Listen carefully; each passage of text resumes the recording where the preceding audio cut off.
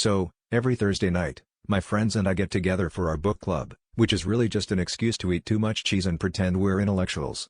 Last week, our fearless leader Karen decided we should bring the story to life by acting out scenes from our latest read, a murder mystery called The Case of the Crooked Clock.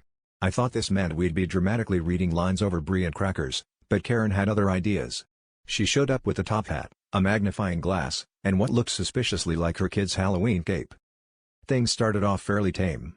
Mark tried to do a British accent, it somehow turned Irish halfway through, and Linda narrated the setting in her best masterpiece theater voice. But then it was time for Jenna's performance. Jenna, who's always been the wild card, announced she would interpret the pivotal murder scene through the medium of dance.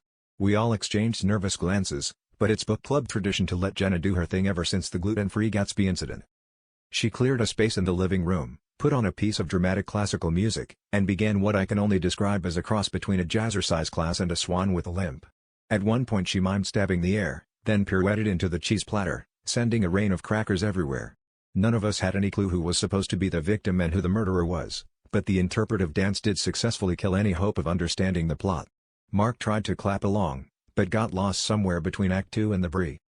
By the end, Jenna finished with a dramatic leap, landing squarely on Karen's top hat, flattening it like a pancake. Karen just sighed, picked up the mangled hat, and said, "Well, I guess that's what you call a real flat caper."